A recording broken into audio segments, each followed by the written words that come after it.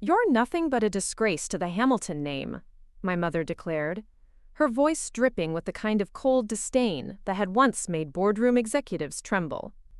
Standing in the marble foyer of our family's estate, surrounded by oil paintings of ancestors who had built their fortune in steel and railroads, she delivered her ultimatum with the precision of a surgeon's blade. "Your father and I have made our decision. You marry that mechanic, and you're no longer our daughter. The trust fund, the inheritance, the family name, all of it disappears the moment you say those vows." Before we jump back in, tell us where you're tuning in from, and if this story touches you, make sure you're subscribed, because tomorrow, I've saved something extra special for you. I stood there in my simple ivory dress, the one I had chosen for my courthouse wedding later that afternoon, feeling the weight of 4 generations of Hamilton wealth pressing down on my shoulders. What my family didn't know, what none of them could have possibly imagined, was that the man they dismissed as just a mechanic had secrets that would make their old money fortune look like pocket change. But that revelation was still hours away, and in this moment, I was just Sarah Hamilton, about to lose everything I had ever known for love. The morning had started like any other Tuesday in the Hamilton household, with my mother Victoria reviewing the society pages over her imported French coffee, while my father Charles buried himself behind the financial section of the Wall Street Journal.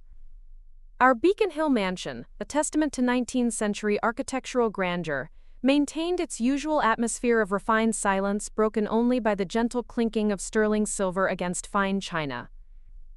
I had grown up in this world of understated luxury, where conversations were measured in careful syllables and emotions were as carefully controlled as the thermostat that kept our home at a precise 72 degrees year-round. My announcement that I intended to marry David Chen, the man who had been repairing our family's collection of vintage automobiles for the past 8 months, landed in that pristine environment like a hand grenade tossed into a tea party. The reaction was immediate and devastating.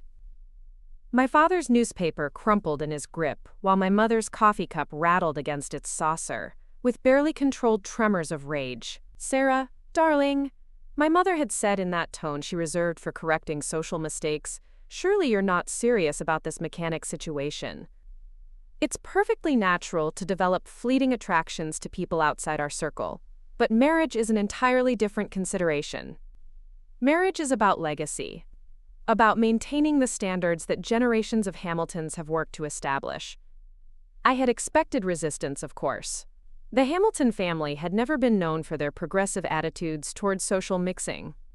My great-grandfather had built his fortune during the Industrial Revolution by recognizing opportunities that others missed, but somewhere along the way, that entrepreneurial spirit had calcified into rigid adherence to social hierarchies. My parents moved in circles where bloodlines mattered more than character, where the right last name could open doors that talent alone never could.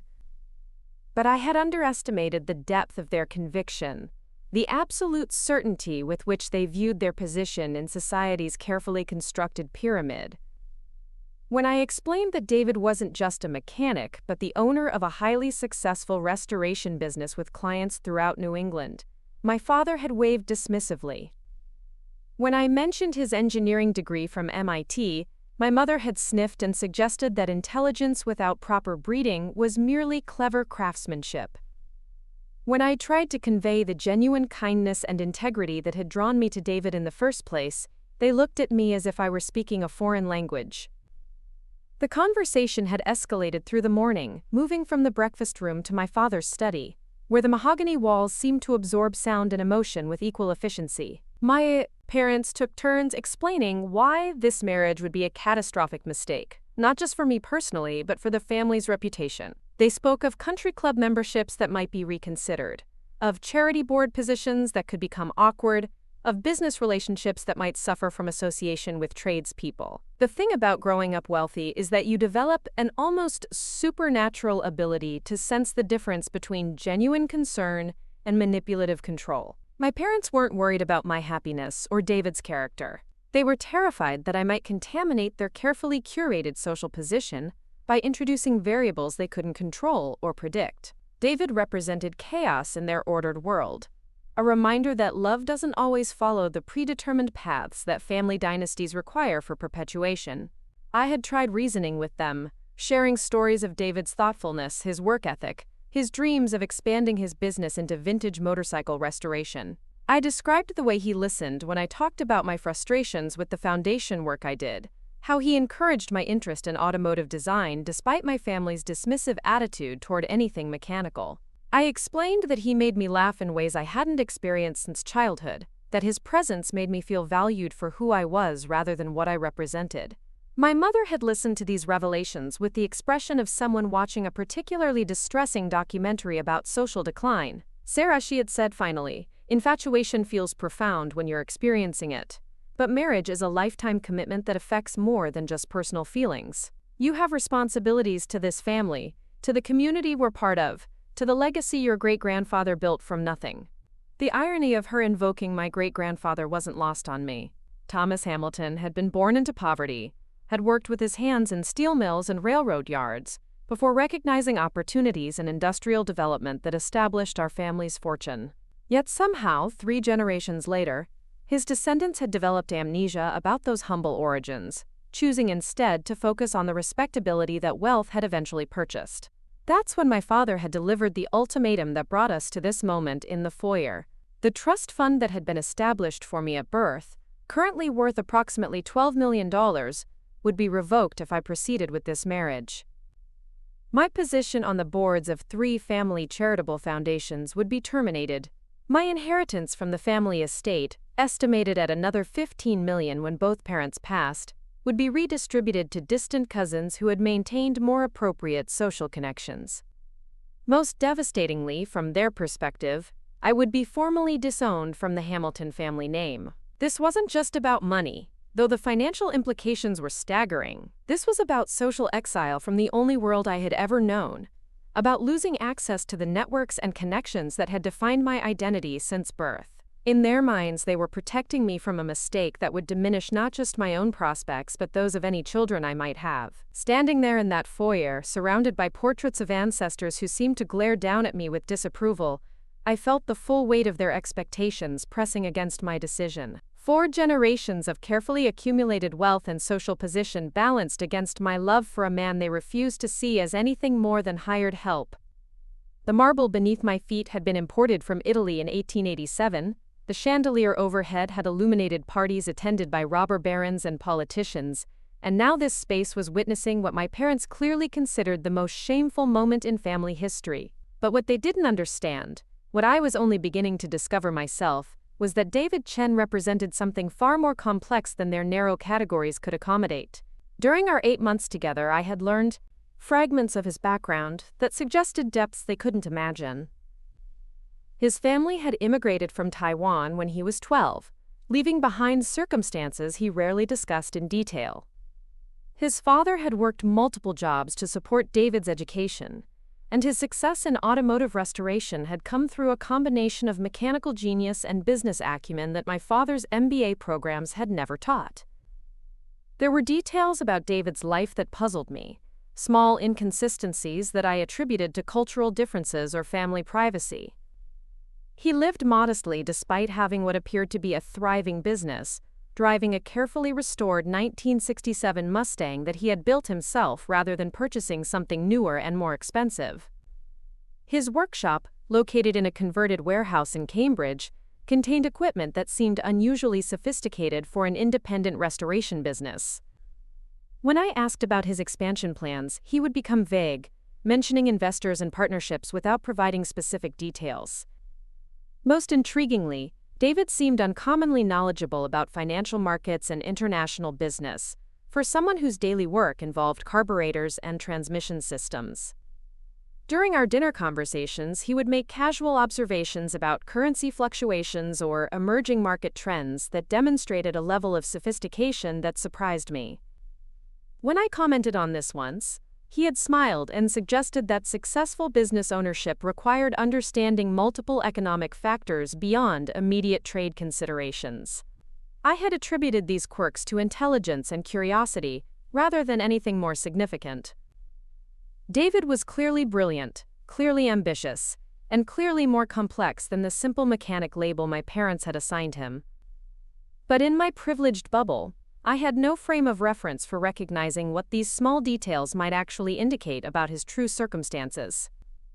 The confrontation with my parents had forced me to examine my own motivations more honestly than I had previously allowed myself. Was I marrying David because I genuinely loved him, or was I rebelling against a lifetime of suffocating expectations and predetermined choices? The question mattered because the consequences of my decision would extend far beyond my own immediate happiness. I was about to sacrifice financial security, family connections, and social position for a relationship that was still relatively new and untested. But as I stood there watching my mother's perfectly composed face, seeing the absolute certainty in her expression that she was saving me from a terrible mistake, I realized that my choice had already been made. The Hamilton family wealth came with strings attached that I was no longer willing to accept.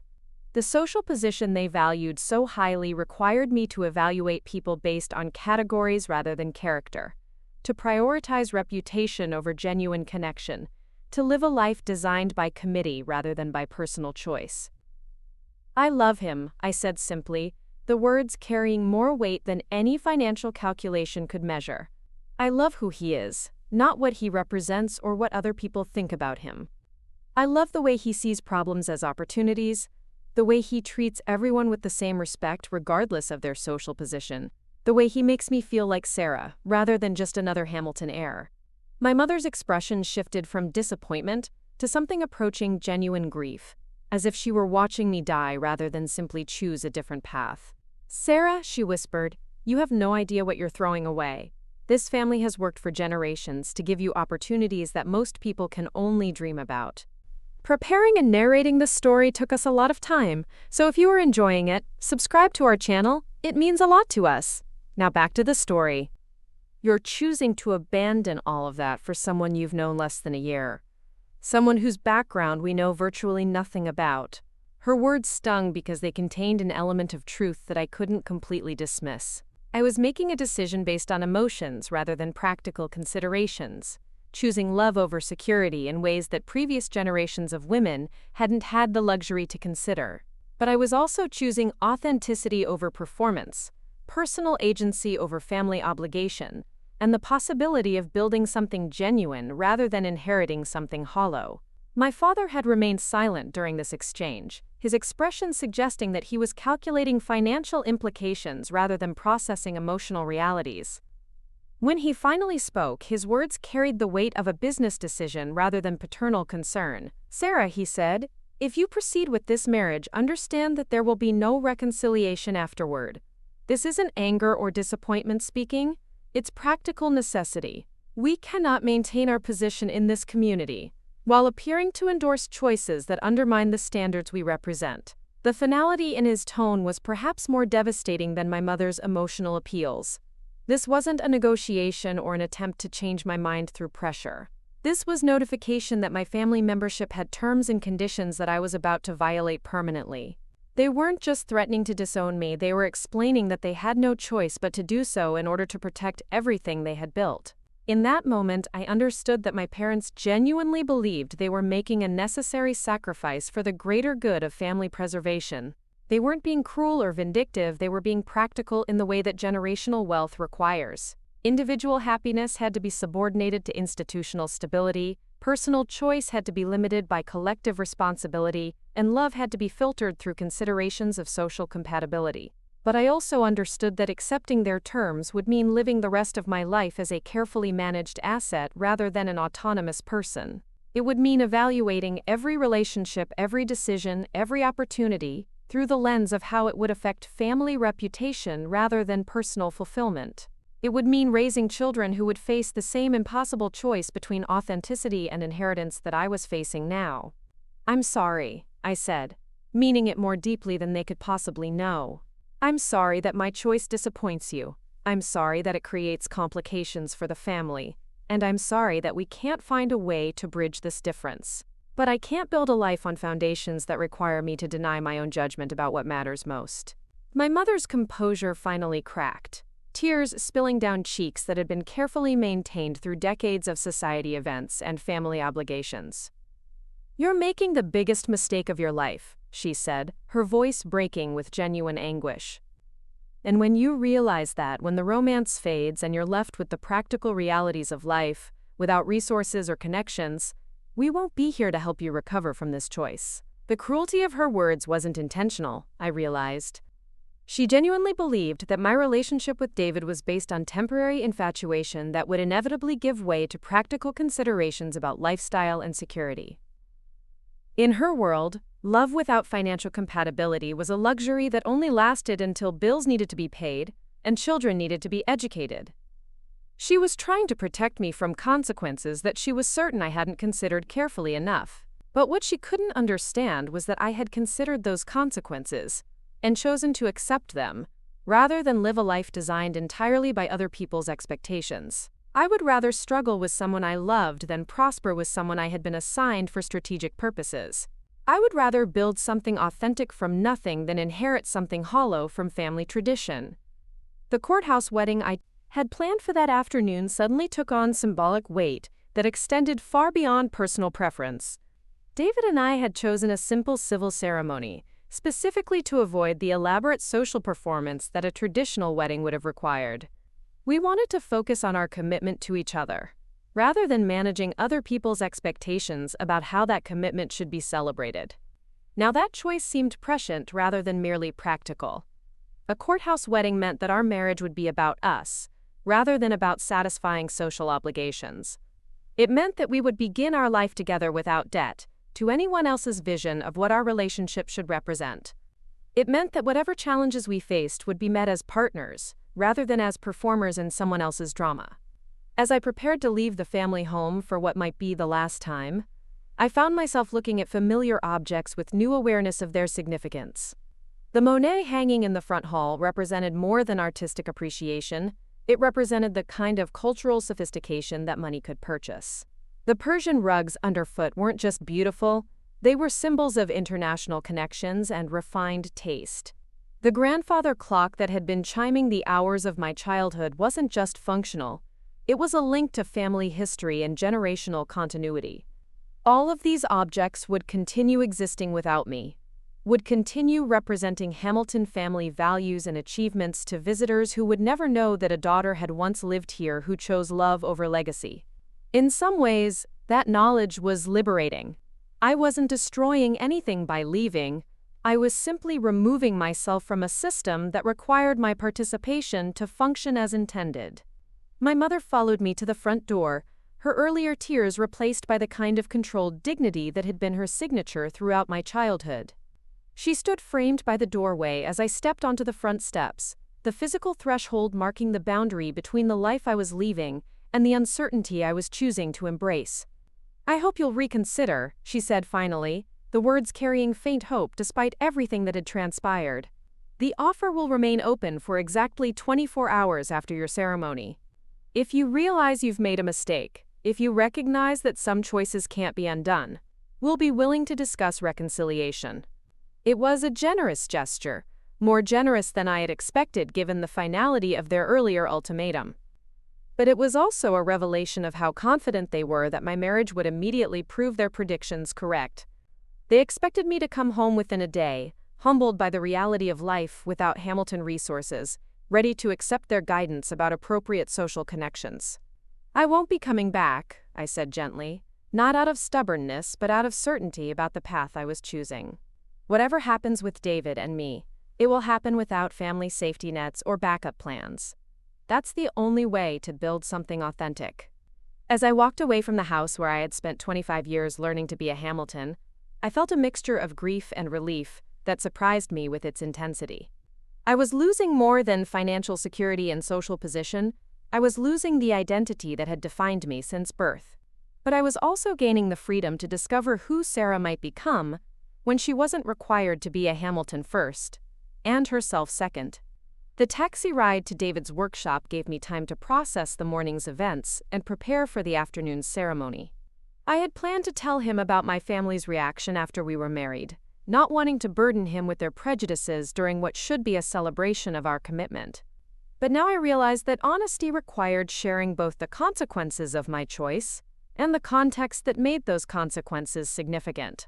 David deserved to know that he was marrying someone who came with complications, someone whose family situation might create unexpected challenges for their future together. He deserved to understand that my choice to marry him had required sacrificing relationships and resources that most people would consider invaluable. Not because I wanted credit for that sacrifice, but because partnership required transparency about the full range of circumstances they would be navigating together. As the taxi pulled up to the converted warehouse that housed Chen Automotive Restoration, I saw David emerge from the building with the easy smile that had first attracted me during my initial visit to discuss my grandmother's 1955 Thunderbird. He moved with the confidence of someone completely comfortable in his own skin, equally at ease whether he was explaining engine mechanics to curious customers or discussing business strategies with potential partners. Watching him approach the taxi, I realized that David had never seemed intimidated by my family background or impressed by Hamilton wealth in ways that might have suggested calculation rather than genuine affection. He had always treated our relationship as if social class differences were irrelevant details, rather than fundamental obstacles to compatibility. His confidence about our future together had never wavered, even when I had expressed concerns about how different our backgrounds were. That confidence, I now understood, wasn't naive optimism about love conquering all social barriers. It was based on knowledge that I didn't yet possess, understanding about his own circumstances that would transform everything my family thought they knew about the choice I was making. David's calm acceptance of Hamilton prejudices wasn't resignation to inferior social position. It was recognition that their judgments were based on incomplete information. As I paid the taxi driver and stepped onto the sidewalk where my future husband was waiting, I had no idea that within hours their assumptions about his limited prospects would be revealed as spectacularly wrong. I didn't know that the mechanic they dismissed as beneath Hamilton's standards possessed resources that would make their old money fortune seem modest by comparison. I couldn't have imagined that the man they viewed as a threat to family reputation would soon demonstrate the kind of wealth that commanded respect, even from the most exclusive social circles. All I knew in that moment was that I had chosen love over legacy, authenticity over inheritance, and personal agency over family approval. The consequences of that choice would unfold over the coming hours and days, revealing truths that none of us had anticipated when this confrontation began. But standing there on the sidewalk, looking at the man I was about to marry despite losing everything else I had ever known, I felt more certain about my decision than I had about anything in my entire life. The courthouse ceremony was surprisingly beautiful in its simplicity. David had arranged for 2 witnesses, his business partner Marcus and my college roommate Jennifer, who had flown in from California specifically for the occasion. The judge, a kind woman in her 60s who had been performing civil ceremonies for over 20 years, spoke about commitment and partnership with genuine warmth that made the sterile government building feel almost sacred. As I repeated my vows, looking into David's eyes while promising to love and support him through whatever challenges lay ahead, I felt the weight of my morning's confrontation with my parents settling into a strange sense of peace. This was right, regardless of the costs. The gold band David slipped onto my finger had belonged to his grandmother, a delicate piece with intricate engravings that spoke of craftsmanship and care rather than monetary value. In contrast to the elaborate Hamilton family engagement rings that had been passed down through generations, this simple band felt perfectly suited to who I was becoming rather than who I had been expected to remain. When the judge pronounced us husband and wife, David's kiss carried a promise that extended beyond the ceremony itself. There was something in his expression, a depth of certainty that suggested he understood the magnitude of what I had risked for our relationship. He held dry my hands afterward, studying my face with an intensity that made me wonder if he could sense the emotional upheaval I was trying to conceal beneath wedding day happiness. The reception David had planned was equally modest. Dinner at a small Italian restaurant in the North End, where the owner, an elderly man named Giuseppe, treated us like family despite having met us only once before. The intimacy of the celebration, just the 4 of us sharing stories and laughter over Giuseppe's homemade pasta, created exactly the kind of memory I had hoped for when we decided against a traditional wedding. This felt authentic in ways that the elaborate social performances my family preferred never had. But as the evening progressed, I found myself studying David's interactions with new awareness of how little I actually knew about his background.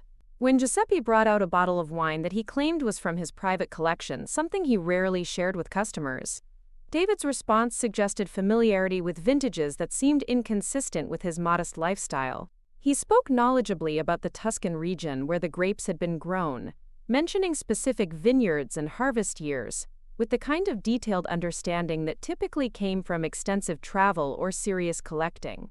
When I asked how he knew so much about Italian wines, David smiled and explained that his restoration work had brought him into contact with collectors who were passionate about both automobiles and fine wines. It was a reasonable explanation, but something in his tone suggested there was more to the story than he was sharing. I filed the observation away with the growing collection of small mysteries that surrounded my new husband's past. The drive back to David's apartment after dinner gave us our first opportunity to discuss the day's events privately.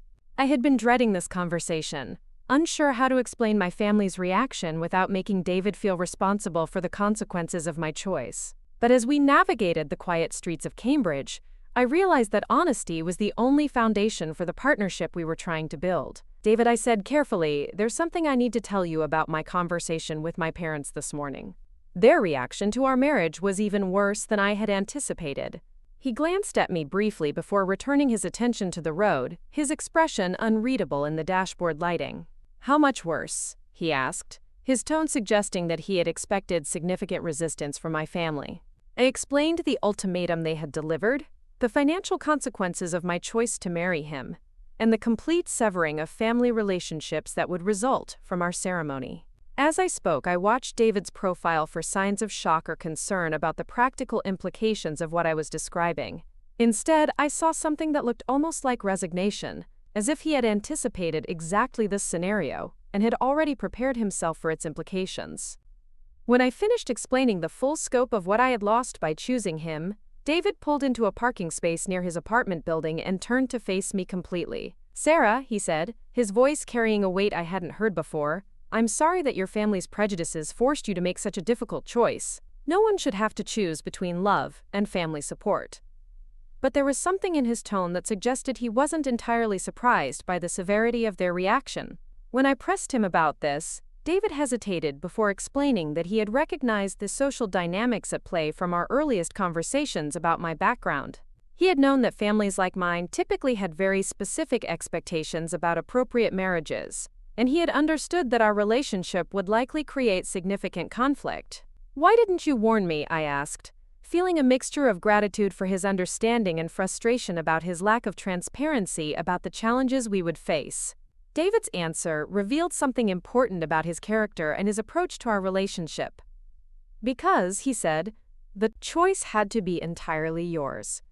If I had outlined the potential consequences of being with me, you might have made your decision based on fear rather than genuine commitment. I needed to know that you were choosing me because you wanted to build a life together, not because I had convinced you through manipulation or pressure." His explanation made sense from the perspective of emotional authenticity, but it also highlighted how much David had been calculating potential outcomes while allowing me to navigate the situation without full information. This wasn't deception exactly, but it was strategic withholding of insights that might have changed my approach to managing family relationships. As we climbed the stairs to his second-floor apartment, I found myself reassessing other aspects of David's behavior through this new lens of strategic thinking. His restraint about expressing opinions about my family's social circle, his careful neutrality when I had complained about Hamilton expectations, his consistent focus on our relationship rather than its broader implications, all suggested someone who understood complex social dynamics better than his modest presentation indicated. David's apartment, which I had visited many times over the past 8 months, suddenly seemed worth examining more carefully for clues about who he really was beyond the persona he presented to the world. The space was undeniably comfortable, furnished with pieces that showed excellent taste despite their apparent simplicity. The books on his shelves covered an unusually broad range of subjects, from automotive engineering texts to works on international finance, art history, and political philosophy. His kitchen contained equipment that suggested serious cooking abilities, including knives and appliances that I now recognized as significantly more expensive than they had initially appeared. Most intriguingly, David's home office contained technology that seemed surprisingly sophisticated for someone whose business involved primarily mechanical work. Multiple computer monitors displayed what appeared to be financial data and market information, software programs that tracked international currency fluctuations, and communication systems that suggested connections extending far beyond local automotive restoration clients. When I commented on the complexity of his computer setup, David explained that successful business management in the modern economy required understanding multiple financial factors beyond immediate operational concerns. He mentioned investments in automotive parts suppliers, tracking of classic car market values, and networking with collectors throughout North America and Europe. Again, his explanations were reasonable, but they suggested business activities that extended significantly beyond what he had previously described. Our first night as a married couple was marked by a tenderness that spoke to David's awareness of the emotional complexity of my situation. He seemed to understand, without detailed explanation, that I was processing grief alongside happiness, that choosing him had required mourning the loss of family relationships that had defined my identity since childhood. His patience with my need to discuss and re-examine the day's events revealed a maturity that I was only beginning to fully appreciate. But I also sensed that David was withholding parts of himself, maintaining boundaries around aspects of his life that he wasn't ready to share completely.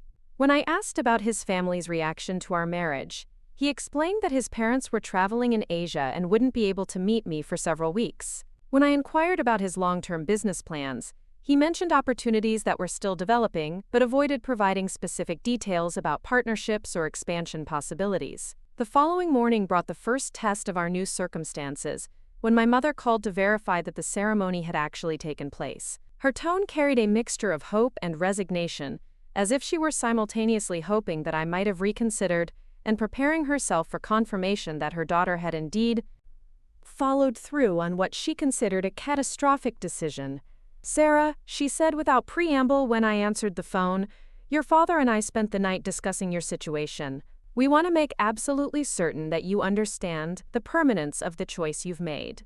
The trust fund revocation has been submitted to our attorneys this morning. The foundation board positions will be officially terminated by the end of the week. Your inheritance will be formally redirected according to the terms we discussed yesterday." I listened to this recitation of consequences with surprising calm, recognizing that my mother was fulfilling the obligations she felt to family preservation rather than acting out of personal vindictiveness. These weren't emotional punishments but practical necessities from her perspective, steps required to maintain the integrity of Hamilton's social position. "I understand," I replied, meaning it completely. I knew what I was choosing when I made this decision, and I accept the consequences that come with it. There was a long pause before my mother continued, her voice softer but no less determined. "We also want you to know that reconciliation remains possible, but only under specific conditions. If this marriage proves to be the mistake we believe it is, if you recognize that love without compatible circumstances is insufficient foundation for lifelong partnership, we would be willing to discuss restoring your position within the family." The offer was more generous than I had expected, but it also revealed how confident my parents were that my relationship with David would fail once the practical realities of life without Hamilton resources became apparent. They weren't closing the door permanently because they genuinely believed that experience would prove their predictions correct within a matter of months. "Thank you for that possibility," I said, "though I need you to understand that I won't be considering it. Whatever challenges David and I face, we'll face them as partners without family backup plans or escape routes. That's the only way to build something authentic." My mother's response carried a note of genuine sadness that reminded me of how much this conflict was costing her as well. "I love you, Sarah," she said, "and I hope you'll forgive us someday for being unable to support choices that we believe will ultimately cause you pain." After ending the call, I found David in his workshop, already absorbed in the restoration of a 1963 Corvette that belonged to a client from Vermont. Watching him work, I was struck again by the precision and artistry he brought to his craft. This wasn't merely mechanical repair but genuine restoration, bringing vintage automobiles back to conditions that often exceeded their original specifications. The care he invested in other people's treasured possessions spoke to integrity and pride that extended far beyond mere professional competence. When I told him about my mother's call and the final confirmation of my family's decision, David set down his tools and listened with the kind of focused attention that had always made me feel heard in ways I had rarely experienced before our relationship. His questions were thoughtful, aimed at understanding my emotional response rather than cataloging practical implications. "How are you feeling about all of this?" he asked when I finished describing the conversation. "Not what you think you should feel or what anyone expects you to feel, but what you're actually experiencing right now." The question was surprisingly difficult to answer honestly. I felt grief for the loss of family relationships that had provided security and identity throughout my life. I felt fear about navigating financial independence without the safety net that Hamilton Wealth had always provided. I felt uncertainty about whether love would prove sufficient foundation for building a life with someone whose background remained partially mysterious to me. But I also felt relief at being free from expectations that had never quite aligned with my authentic interests and values. I felt excitement about the possibility of discovering who I might become when I wasn't required to be a Hamilton first and myself second. I felt proud of choosing partnership based on genuine connection rather than social convenience. Most importantly, I felt confident that David and I could build something meaningful together, even if that something looked very different from the predetermined path my family had envisioned for my future. As the days passed, I began adjusting to life without Hamilton resources and connections. The practical implications were immediate and sometimes surprising. Simple activities like grocery shopping required new attention to budgets and value considerations that had never been necessary when family wealth provided unlimited spending flexibility. Social invitations to events where ticket prices started at several $100s per person were no longer viable options. The personal trainer, weekly massage appointments, and regular spa treatments that had been routine aspects of my previous lifestyle became luxuries I could no longer afford. But these adjustments also revealed how much of my previous lifestyle had been performance, rather than genuine enjoyment. I discovered that cooking meals at home with David was more satisfying than most of the elaborate restaurant dinners I had attended as Hamilton family obligations. Walking through Cambridge neighborhoods and discovering small businesses and local culture proved more engaging than the exclusive club events that had filled my social calendar. Most significantly, I began to appreciate David's approach to finding fulfillment through meaningful work rather than social positioning. Watching him transform damaged vintage automobiles into mechanical art pieces, seeing the satisfaction he derived from solving complex restoration challenges, and observing his relationships with clients who trusted him with their most treasured possessions, revealed values that aligned with my own aspirations better than anything my previous social circle had offered. 3 weeks into our marriage, an incident occurred that provided the first hint that David's circumstances might be more complex than they appeared. We were having dinner at home when his phone rang with a call from someone he identified only as his business partner in Hong Kong. The conversation, which David conducted in what I assumed was Mandarin, seemed unusually intense for a discussion about automotive restoration services. When I asked about the call afterward, David explained that his partner was updating him on potential expansion opportunities in the Asian vintage car market. He mentioned growing interest among Chinese collectors in American muscle cars from the 1960s and 1970s, suggesting business possibilities that could significantly expand his current operation. The explanation was plausible, but something about the timing and intensity of the call suggested business activities that extended beyond what David had previously described. When I pressed gently for more details about his international connections, he acknowledged that his restoration work had developed into a more extensive network than he typically discussed. Clients often provided referrals to other collectors, he explained, creating relationships that spanned multiple countries and involved increasingly valuable automotive projects. This conversation prompted me to pay closer attention to other aspects of David's work that I had previously accepted without careful consideration. His client base included individuals who were obviously wealthy, people who could afford to invest significant resources in restoring vintage automobiles to museum-quality conditions. The equipment in his workshop represented far more sophisticated technology than most independent restoration businesses could justify financially.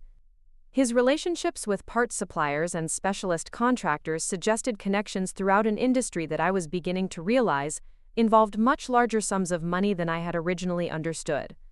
When I mentioned these observations to David, he seemed pleased that I was taking interest in the business aspects of his work rather than viewing it simply as a hobby that generated income. He began sharing more details about the vintage automobile market, explaining how rare cars, in exceptional condition, could sell for hundreds of thousands or even millions of dollars. He described the international network of collectors, restorers, and dealers who constituted a specialized economy that most people never encountered. The complexity of this market and David's obvious expertise in navigating it began to suggest that his business success might be significantly greater than his modest lifestyle indicated. When I asked directly about his financial situation, David smiled and assured me that we would be comfortable regardless of my family's decision to revoke my trust fund. "There's something I haven't told you yet," he said, his expression becoming more serious. "Something I wanted to wait to discuss until after we were married and you had made your choice independent of any financial considerations." The statement sent a chill of anticipation through me, recognition that David had been withholding information that would significantly change my understanding of our circumstances. I thought about all the small mysteries I had noted over the months we had been together, the inconsistencies between his modest presentation and the sophistication that occasionally showed through his carefully maintained persona. "What exactly haven't you told me?" I asked, preparing myself for revelations that would transform everything I thought I knew about the man I had married. David's answer would wait until the following evening, he explained, when he had arranged for us to attend an event that would provide appropriate context for the conversation we needed to have. He assured me that the delay wasn't about secrecy, but about wanting to share this information in a way that would help me understand not just the facts but their implications for our future together. The anticipation of this revelation colored everything about the intervening day. I found myself re-examining every interaction we had shared, every conversation about our future plans, every moment when David had seemed to know more than he was saying about the challenges we might face as a couple. The possibility that he had been maintaining a facade about his circumstances while allowing me to sacrifice my family relationships for what I believed was love despite financial hardship created a mixture of excitement and uncertainty that I struggled to process. Had David been protecting me from knowledge that would have influenced my decision to leave the Hamilton family? Had he been testing my commitment by allowing me to choose him despite believing he represented financial sacrifice? Or had he been maintaining privacy about personal matters that he wasn't ready to share until our relationship had reached a more established foundation? The questions multiplied as I considered the implications of David's promised revelation. If his circumstances were significantly different from what I had understood, it would change not just our practical prospects, but my understanding of the choice I had made and the motivations that had driven both of us throughout our relationship. The event David had arranged for the following evening was described only as a private gathering of automotive enthusiasts, an opportunity for me to meet some of his colleagues and clients in a social setting that would help me understand the community that had shaped his professional development. He suggested I dress formally, explaining that these gatherings tended toward elegance despite their focus on mechanical subjects. As I prepared for what I sensed would be a pivotal evening in our young marriage, I reflected on how much my life had changed in just 3 weeks since choosing love over legacy. The practical adjustments had been manageable, the emotional challenges had been significant but not overwhelming, and the relationship itself had continued developing in ways that reinforced my confidence in the choice I had made.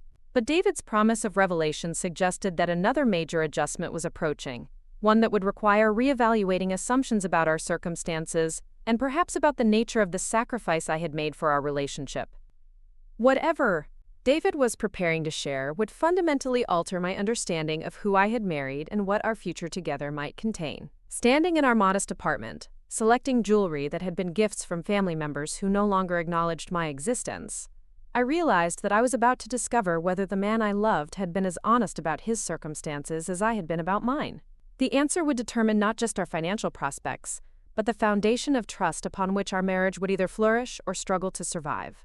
The evening ahead promised to resolve the mysteries that had accumulated around David's background, while potentially creating new questions about what it meant to build authentic partnership when both people had been selectively sharing parts of themselves.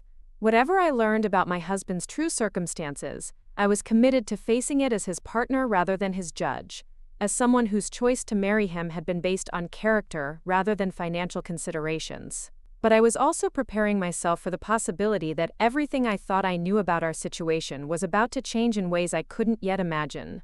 The address David gave me for the evening's event led to the Four Seasons Hotel, specifically to their private event spaces on the penthouse level.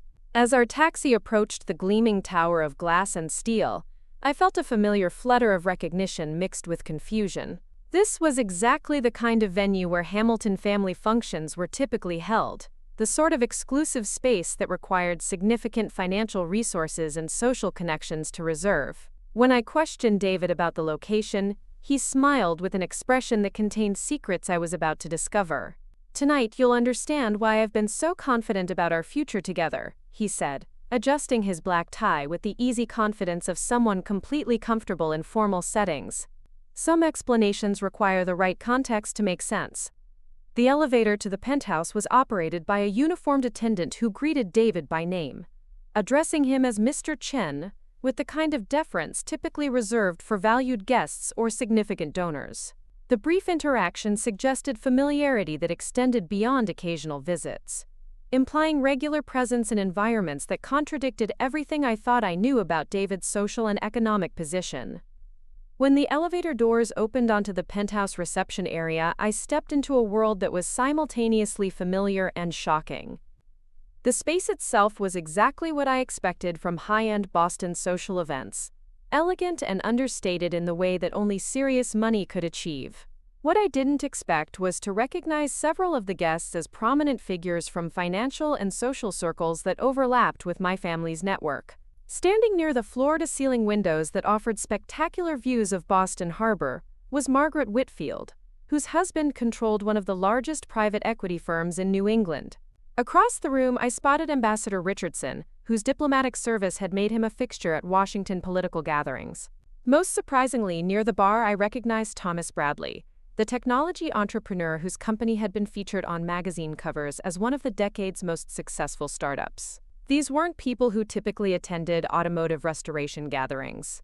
These were individuals whose presence at any event indicated either significant business opportunities or substantial charitable causes. Their casual interaction with other guests suggested this wasn't a networking function, but a social gathering among people who knew each other well. David guided me through the crowd with natural ease, introducing me to various guests with explanations that consistently understated his own role while highlighting their achievements. When he introduced me to Margaret Whitfield, he mentioned her foundation's work supporting arts education rather than her husband's financial empire. With Ambassador Richardson, he focused on diplomatic insights about Asian trade relationships rather than political connections. Each introduction revealed David's sophisticated understanding of these people's interests and accomplishments. But it was the way they responded to David that truly puzzled me. These weren't polite acknowledgments of a tradesperson who had provided services to their social circle.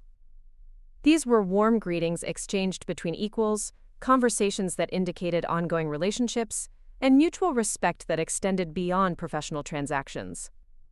When Margaret Whitfield asked about his recent trip to Singapore, David's response revealed knowledge of international business developments that seemed impossible for someone whose primary occupation involved restoring vintage automobiles in a Cambridge warehouse. When Ambassador Richardson inquired about market conditions in Hong Kong, David offered insights about currency fluctuations and regulatory changes that suggested direct involvement in Asian financial markets. Gradually, I began to understand that this gathering wasn't about automotive restoration at all. The conversations flowing around me focused on investment strategies, international trade opportunities, emerging market developments, and philanthropic initiatives that required resources far beyond what any individual restoration business could generate. This was a gathering of wealthy individuals discussing the management and deployment of significant capital across global markets. My confusion deepened when I overheard a conversation between David and Thomas Bradley about a technology venture that had apparently received funding through a partnership David had facilitated. The discussion involved figures in the millions of dollars and referenced market analysis that suggested David's involvement extended far beyond simple financial introductions. He spoke with the authority of someone who understood venture capital from the perspective of a principal rather than an intermediary. When I finally managed to pull David aside for a private conversation, my questions tumbled out in a rush of bewilderment and growing excitement. David, who are these people and why do they all know you so well? What kind of automotive restoration work involves international finance and venture capital funding? How do you know so much about markets and currencies and diplomatic trade relationships? David's expression shifted from social politeness to something more intimate and vulnerable. These are my friends and business partners, he said simply. Some of them have known me since college. Others I've met through various investment opportunities over the years. The automotive restoration is something I do because I love it, but it's not how I make my living. The words hit me like a physical impact, forcing me to reconsider everything I thought I understood about our circumstances. If David's income didn't come from restoration work, if his social connections included some of the wealthiest and most influential people in New England, if his business activities involved international finance and venture capital, then my sacrifice of Hamilton wealth to marry him had been based on completely false assumptions about our relative financial positions. Before I could process the implications of this revelation, David guided me toward a quieter corner of the reception area where we could continue our conversation without interruption. "Sarah," he said, taking my hands in his, "I need to explain something that I should have told you before we got married, something I wanted you to discover in the right context rather than through awkward conversation." The seriousness in his tone prepared me for information that would fundamentally alter my understanding of our relationship. I listened with growing amazement as David began explaining the reality of his background and circumstances, revelations that transformed every assumption I had made about the choice I had made to marry him. "My family immigrated to the United States when I was 12, David began, but not as struggling refugees seeking better opportunities. My father was already wealthy in Taiwan, involved in manufacturing and technology businesses that had made him one of the island's most successful entrepreneurs. We came to America not out of necessity but because my parents wanted me to receive an American education and eventually expand the family business into North American markets." This information immediately recontextualized every conversation we had shared about his background and family circumstances. When David had mentioned his father working multiple jobs to support his education, I had interpreted that as evidence of immigrant financial struggle. In reality, it sounded like his father had been establishing multiple business ventures while ensuring David received the educational foundation necessary to eventually manage international operations. The modest lifestyle I had observed David maintaining wasn't evidence of limited financial resources, but a deliberate choice to avoid the kind of ostentatious display that might attract unwanted attention or create obligations to social circles he preferred to avoid. His apartment, his vintage Mustang, his simple workshop presentation all represented carefully curated modesty rather than economic necessity. "When I graduated from MIT," David continued, "I joined my father's company with responsibility for North American expansion. Over the past 8 years, we've built a portfolio of investments in technology, manufacturing, and real estate that spans from Vancouver to Mexico City. The automotive restoration work is my personal passion project, something I do because I love cars and craftsmanship. But the primary family business involves significantly larger financial operations." I stared at him in stunned silence, trying to calculate the implications of what he was revealing. If David's family controlled major business operations across North America, if his personal involvement in venture capital and international finance was substantial enough to warrant inclusion in gatherings like tonight's, then his individual wealth might exceed even Hamilton family resources. "How much larger?" I asked, my voice barely above a whisper. David hesitated before answering, clearly uncomfortable with specific financial disclosure but recognizing my need for context. "Our combined business interests are valued at approximately $250 million, he said quietly. "My personal portfolio, separate from family holdings, is worth about $80 million. The foundation we established for educational and cultural programs has an endowment of $30 million. The figures were so far beyond what I had imagined that they initially seemed abstract rather than real. David wasn't just financially secure. He was wealthy on a scale that dwarfed most of the old money families in my parents' social circle. The Hamilton Trust Fund I had forfeited by marrying him represented less than 15% of his personal wealth, a loss that would have no practical impact on our lifestyle or future security. But why? I managed to ask. Why did you let me think you were just a mechanic? Why did you allow me to believe that marrying you meant sacrificing financial security? Why didn't you tell me any of this before I made the choice to leave my family? David's answer revealed the depth of his understanding about both my character and the challenges facing our relationship. Because, he said, I needed to know that you were choosing me rather than my circumstances. I needed to be certain that your feelings were genuine rather than influenced by financial considerations. I had to be sure that you valued authenticity over security, partnership over transaction. His explanation made emotional sense, while also highlighting how much he had been calculating and testing throughout our entire relationship. David had been conducting his own assessment of my character and motivations, determining whether I possessed the integrity and independence necessary for genuine partnership rather than merely convenient marriage. You let me sacrifice my family relationships for nothing, I said, anger beginning to replace shock as I processed the implications of his deception. You allowed me to lose everything I had ever known, while you sat on information that would have changed every aspect of how I approached that decision. David's expression remained calm, but showed genuine regret for the pain his strategy had caused. I let you make an authentic choice, he replied. If you had known about my wealth, would your decision have been based on love or financial calculation? Would you have been choosing me or choosing security? Would your family's reaction have been different if they had known my actual circumstances? The questions forced me to examine my own motivations more honestly than I wanted to. Would knowing about David's wealth have influenced my decision to marry him? Would my parents have reacted differently if they had understood his true financial position? Would my choice have been as meaningful if it hadn't required genuine sacrifice?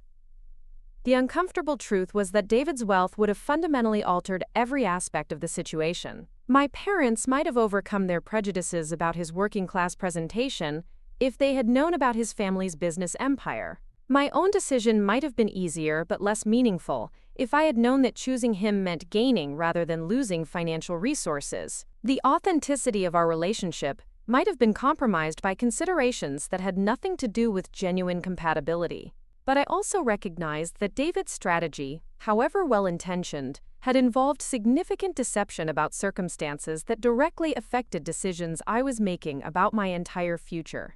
His desire to test my character and ensure authentic motivation had required allowing me to suffer consequences that weren't actually necessary. As I struggled to process these revelations, other pieces of the puzzle began falling into place. David's sophisticated understanding of financial markets, his casual knowledge of international business, his confidence about our future despite my family's disapproval, his expensive equipment disguised as modest workshop tools. All of these mysteries now had explanations that completely recontextualized our entire relationship.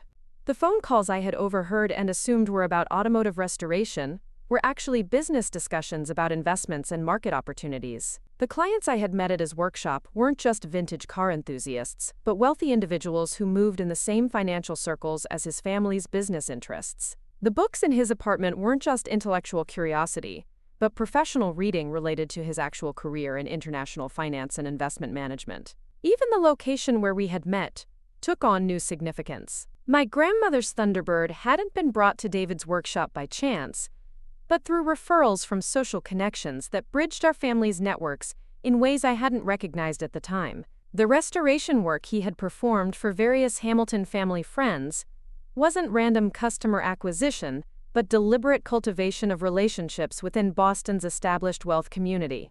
David, I said finally, finding my voice after several minutes of stunned silence, I need to understand exactly what this means for us. Are you saying that my sacrifice was unnecessary?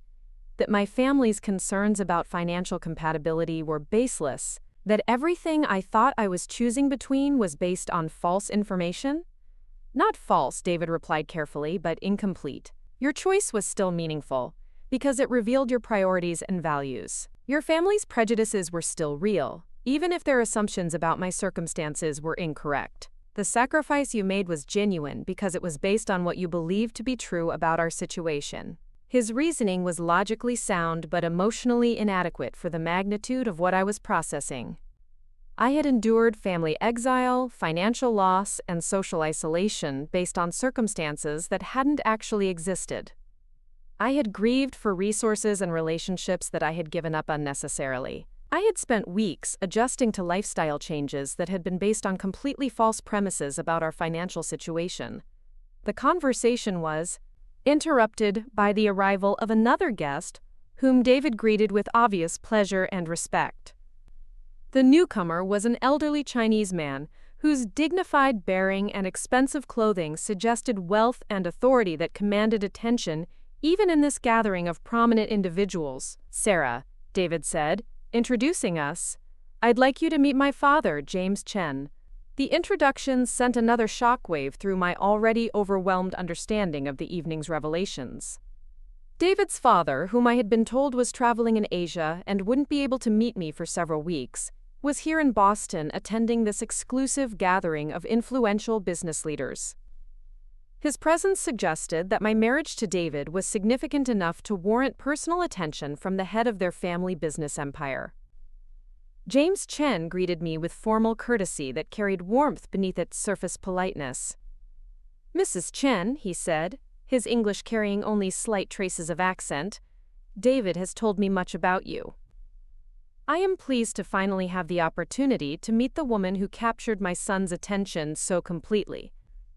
The respectful way he addressed me, using my married name rather than my maiden name, suggested acceptance of our relationship that contradicted the family complications David had described. When I mentioned my surprise at meeting him here after being told he was traveling, James Chen smiled with an expression that reminded me strongly of his son's tendency towards strategic information management. "I returned from Hong Kong specifically for this gathering," he explained. "David's marriage represents an important milestone for our family, and I wanted to meet you personally rather than waiting for more convenient timing." His statement revealed another layer of planning and significance around our marriage that David hadn't shared with me. This gathering wasn't a coincidental social event, but a deliberately arranged introduction to the business and social network that would now include me as David's wife. The prominent individuals I had been meeting weren't random acquaintances, but carefully selected representatives of the circles where I would be expected to function as a member of the Chen family. As the evening continued, I found myself participating in conversations that assumed knowledge and social positioning I didn't yet possess. When Margaret Whitfield asked about my plans for involvement in charitable activities, she seemed to expect that I would naturally take on philanthropic responsibilities commensurate with the Chen family's financial resources. When Ambassador Richardson inquired about my interest in international travel, he appeared to assume that business trips to Asia and Europe would be regular features of my future lifestyle.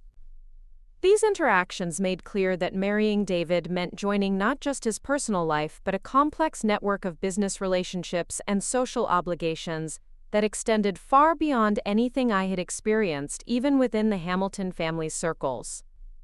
My new position would involve responsibilities and opportunities on a scale that dwarfed the foundation board memberships and charity committee work that had constituted my previous social contributions. The realization was simultaneously exciting and overwhelming.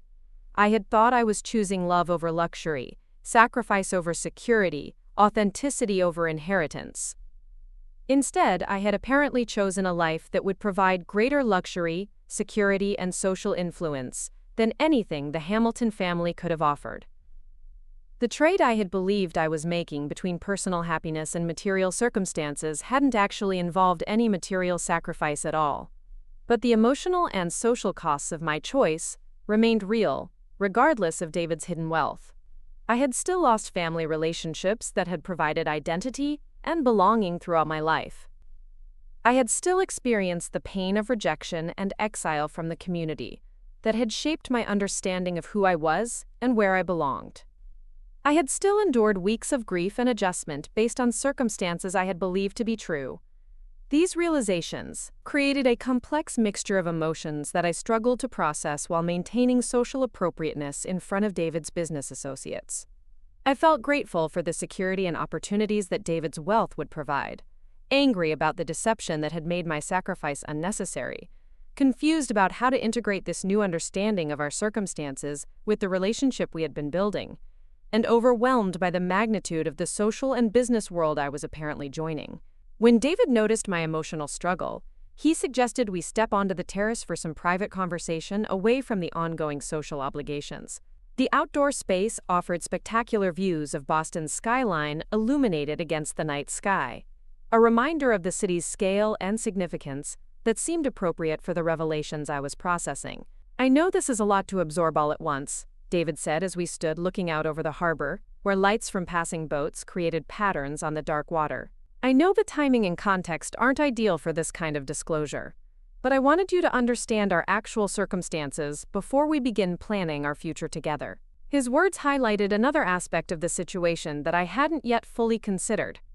If David's wealth was as substantial as he had indicated, then the practical decisions we needed to make about housing, lifestyle, career priorities, and family planning would be fundamentally different from what I had been anticipating. The modest apartment and careful budgeting that had characterized our early married life had been temporary performance rather than permanent reality. "Where do we live?" I asked, recognizing that this question represented much larger issues about how we would structure our life together. "Do we stay in your apartment, or do you own other properties? Do we need to consider security arrangements? Do I need to think about different social obligations or business responsibilities?" David's smile suggested he had been anticipating these practical questions. "We can live wherever you're most comfortable," he said. "I own properties in Cambridge, on Beacon Hill, and in the Berkshires, as well as apartments in New York and San Francisco related to business operations. The Cambridge place is where I prefer to spend time, because it allows me to maintain the restoration workshop, but we can choose based on your preferences and our joint priorities." The casual mention of multiple valuable properties scattered across the country emphasized the scale of resources I was apparently now part of managing. Each location represented choices and responsibilities that I had never considered when thinking about married life. The lifestyle decisions I had assumed would be constrained by modest income were actually limitless in ways that required completely different planning approaches. But the most challenging aspect of David's revelations wasn't the practical implications, but the fundamental questions they raised about trust and honesty within our relationship. How could I be certain about other aspects of our partnership if he had maintained such significant deception about his circumstances? What other important information might he be withholding for strategic reasons? How could we build authentic intimacy when he had demonstrated willingness to allow me to suffer based on false beliefs about our situation? "David," I said, looking directly at him while trying to formulate the questions that would determine whether our marriage could survive this revelation, "I understand your reasoning about wanting to test my motivations. I can even appreciate the logic behind ensuring that my choice was based on authentic feelings rather than financial considerations. But I need to know that this deception is the exception rather than the pattern for how you handle important information in our relationship." His response would determine whether the wealth he had revealed would become the foundation for a stronger partnership or the source of permanent trust issues that would undermine everything we were trying to build together. The man I had married was clearly more complex and sophisticated than I had understood, but whether he was trustworthy enough for genuine partnership remained to be proven through his willingness to commit to complete honesty moving forward. As I stood on that terrace overlooking the city where I had grown up surrounded by old money traditions and social expectations, I realized that my choice to marry David had led me not away from wealth and privilege, but into a world where both existed on scales I had never imagined. The challenge now was determining whether we could build something authentic together, despite the deception that had shaped our beginning, and whether the partnership David had tested so thoroughly could evolve into the kind of trust and intimacy that real marriage required. David's answer came with a vulnerability I had never seen from him before, his usual composed confidence replaced by something more raw and uncertain. "Sarah," he said, his voice carrying weight that suggested this conversation would determine the future of our marriage, "what I'm about to tell you is something I've never shared with anyone outside my immediate family. The reason I was so careful about revealing my circumstances wasn't just about testing your motivations, it was about protecting something that most people in my position never get the chance to experience." He paused, looking out over the harbor lights as if gathering courage for what he needed to say. "When you grow up with significant wealth," he continued, "you learn very early that most relationships come with hidden agendas. People befriend you because of what you can provide rather than who you are. Romantic interests are often more interested in your bank account than your personality. Business partnerships become exploitation attempts disguised as collaboration opportunities. The honesty in his tone began to shift my anger toward something closer to understanding, though the hurt of his deception remained sharp. I had never considered how wealth might create its own form of isolation, how financial resources that seemed like unlimited freedom might actually constrain authentic relationship building in ways I had never experienced. By the time I reached college, David said, I had developed sophisticated systems for filtering people's motivations. I learned to present myself modestly, to avoid discussing family circumstances, to test whether someone's interest in me would survive the absence of obvious financial advantages. It became automatic self-protection rather than conscious deception. His explanation resonated with experiences I recognized from my own privileged background, though from a different perspective. Growing up as a Hamilton, I had also learned to question whether friendships were genuine or strategic, whether romantic interest was authentic or opportunistic. The difference was that my family's approach had been to surround me with other wealthy families, where financial considerations were presumably neutral, while David had chosen to navigate broader social circles where his resources remained hidden. When I met you, David continued, you were the first person in years who seemed completely unimpressed by wealth or social positioning. You complained about Hamilton family expectations, showed genuine interest in automotive craftsmanship regardless of its prestige value, and demonstrated values that prioritized integrity over status. I fell in love with someone who evaluated people based on character rather than circumstances. The irony of his statement wasn't lost on me. While David had been testing whether I could love him without knowing about his wealth, I had been learning to appreciate someone I believed represented authenticity over material advantage. We had both been conducting relationship experiments based on incomplete information about each other's true circumstances and motivations. But the longer our relationship continued, David said, the more difficult it became to reveal the truth without making it seem like I had been deliberately deceiving you. How do you tell someone you've fallen in love with that you've been essentially lying about your identity for months? How do you explain that the modest lifestyle they've observed has been performance rather than reality? The question highlighted the impossible position David had created for himself through his initial strategy. The longer he maintained the deception, the more significant the revelation became, and the more it threatened the authentic connection he had been trying to protect. His desire to ensure genuine motivations had required sustained dishonesty that eventually undermined the very trust he was hoping to build. I understand your reasoning, I said finally, recognizing that anger wouldn't resolve the situation we now face together. I can even appreciate why you felt the need to protect yourself from people who might be interested in your resources rather than your character. But David, the choice I made to marry you despite my family's reaction was meaningful precisely because I believed it required genuine sacrifice. Learning that no sacrifice was actually necessary makes that choice feel hollow rather than profound.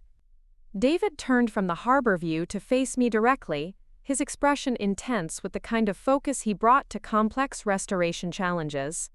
The sacrifice wasn't financial, he said, but it was real. You chose love over family approval, authenticity over social expectation, personal judgment over inherited prejudice. Those choices remain meaningful, regardless of the monetary implications. His words carried truth that I couldn't entirely dismiss, but they also highlighted how much his deception had complicated what should have been straightforward relationship building. The emotional costs of my decision remained real, even if the practical costs had been illusory. I had still experienced grief, isolation, and uncertainty based on circumstances that hadn't actually existed. The conversation was interrupted by James Chen's approach, his timing suggesting that he had been observing our discussion and judging when intervention might be appropriate. David, he said quietly, perhaps this would be a good time to share the other news we discussed earlier. David nodded, his expression suggesting that another revelation was coming that would further complicate my understanding of our situation. Sarah, he said, there's something else you need to know about tonight's gathering. This isn't just a social event or business networking opportunity. My father arranged this specifically so that you could meet the people who will become important in your life as my wife. The statement suggested that James Chen had been planning my integration into their social and business network from the moment David had announced our engagement.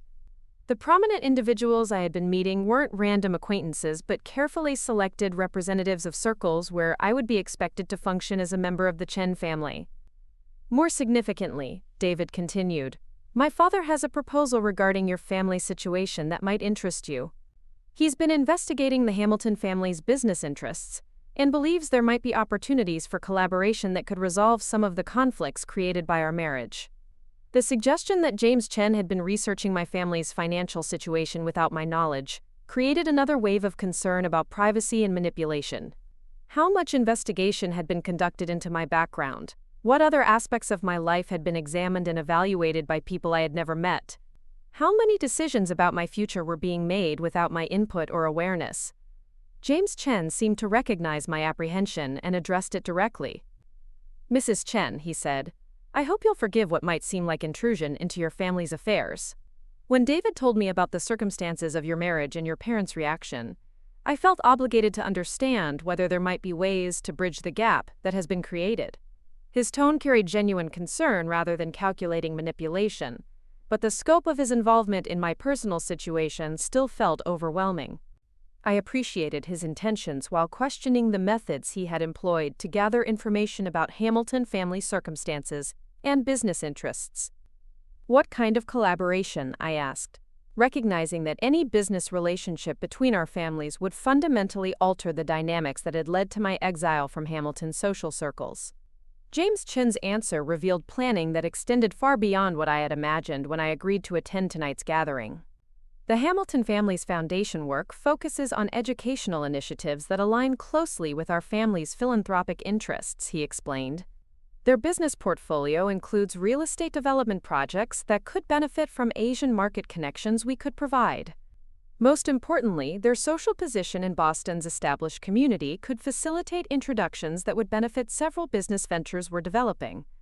The proposal was sophisticated in ways that suggested extensive research and strategic thinking about how to create mutual benefits that would overcome the prejudices that had led to my family's rejection of David.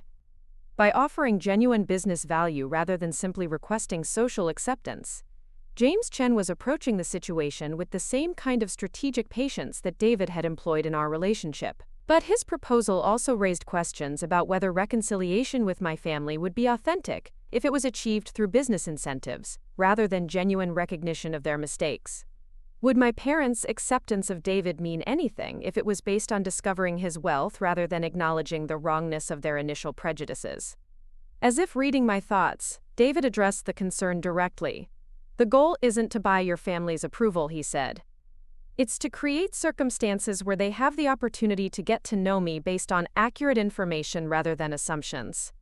If they choose to maintain their prejudices despite learning about my actual background, that tells us something important about their character.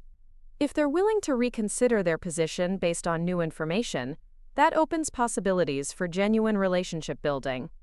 His reasoning was sound from a strategic perspective, but it still involved manipulating the circumstances around potential reconciliation in ways that might compromise its authenticity.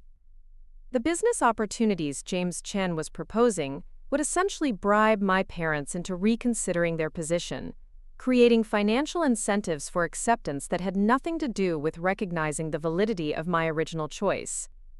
James Chen seemed to understand my hesitation and offered additional context that revealed the depth of his thinking about this situation.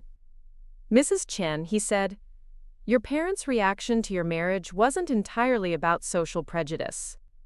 They were concerned about your financial security and social positioning because they genuinely care about your welfare. If those concerns can be addressed through business collaboration that benefits everyone involved, the foundation exists for rebuilding relationships based on mutual respect rather than continued conflict.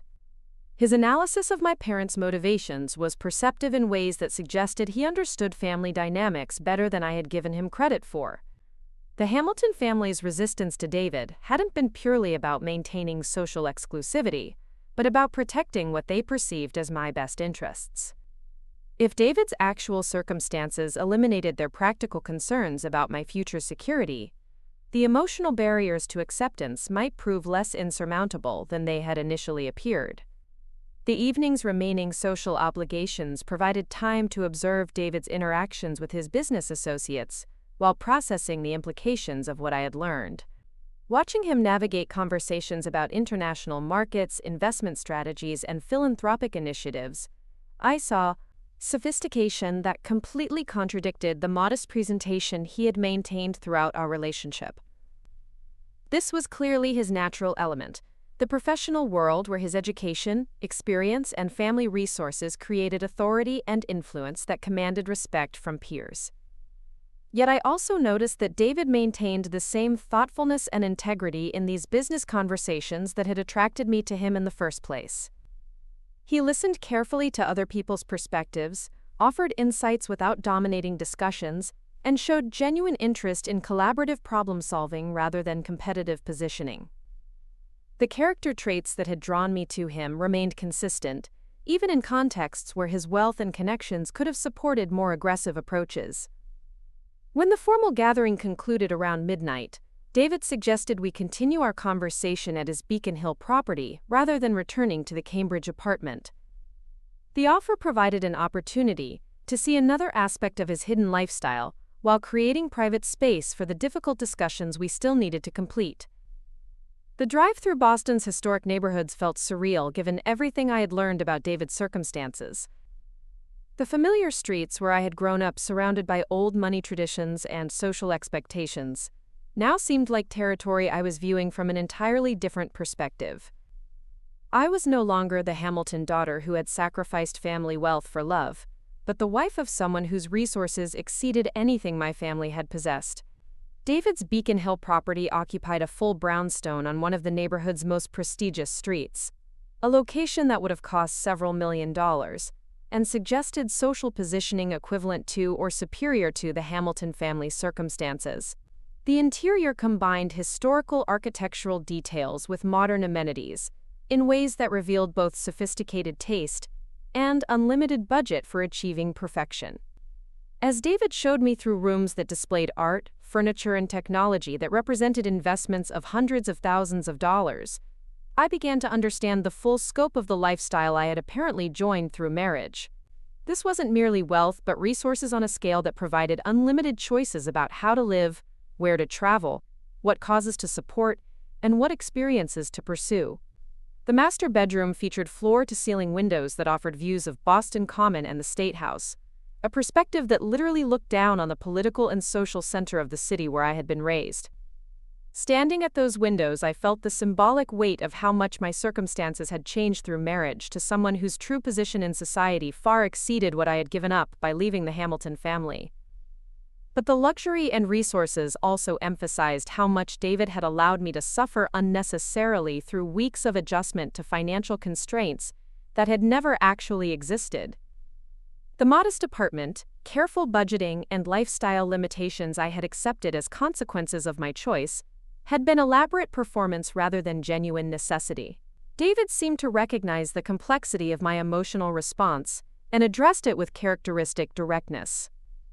"I know this feels overwhelming," he said as we settled in the living room with its view of gaslit streets and historical buildings.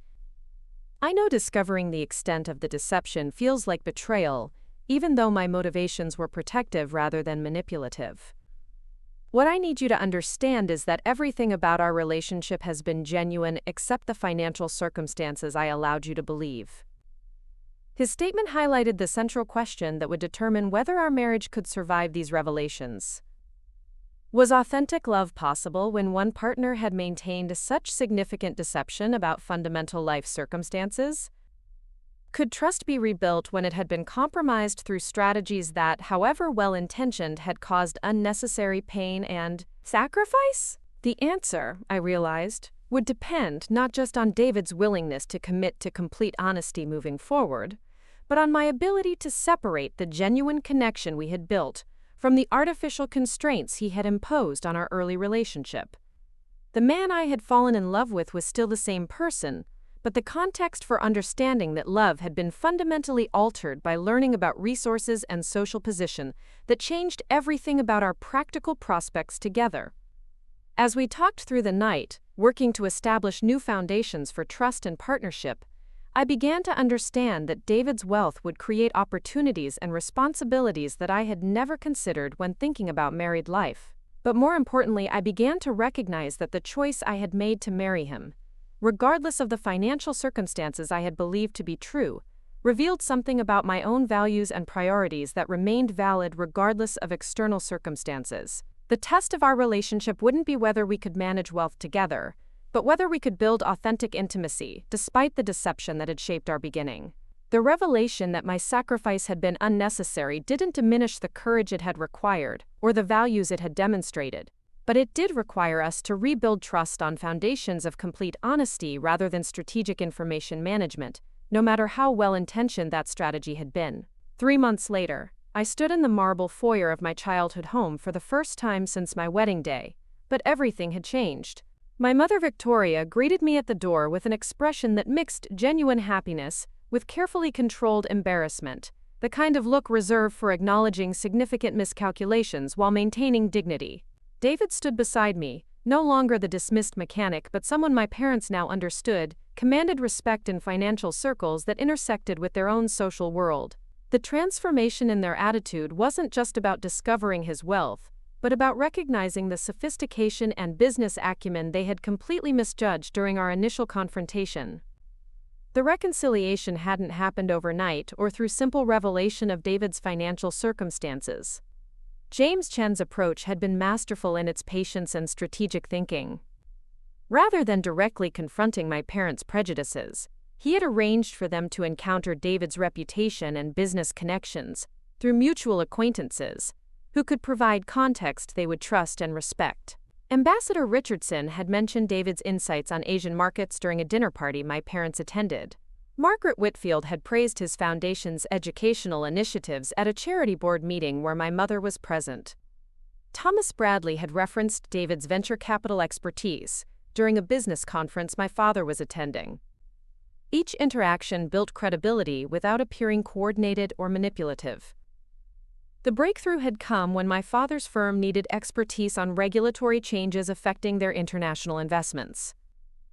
Through carefully orchestrated circumstances, David had been recommended as a consultant, leading to a business relationship that demonstrated his capabilities in ways that couldn't be dismissed or minimized.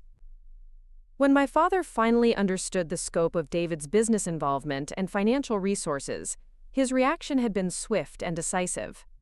He called me personally to arrange this meeting, his tone carrying the kind of respect he typically reserved for equals in business, rather than family members being corrected for poor judgment. "Sarah," he had said during that call, "we need to discuss some developments that have come to our attention regarding your husband's circumstances. It appears we may have made some significant errors in our initial assessment of your marriage situation." The understatement was classic Charles Hamilton, acknowledging serious mistakes through careful diplomatic language that avoided direct admission of wrongdoing while opening possibilities for relationship repair. Now, sitting in the living room where my parents had delivered their ultimatum months earlier, the dynamics were completely reversed. My mother served tea using the same inherited china, but her manner toward David carried deference that acknowledged his social and financial position rather than dismissed it. "David," she said, offering him the finest pastries she had ordered from her preferred bakery, "we owe you a sincere apology for our initial reaction to your marriage with Sarah. We clearly failed to understand your background and circumstances, and we hope you'll accept our regret for any offense our assumptions may have caused." David's response demonstrated the grace and maturity that had originally attracted me to him.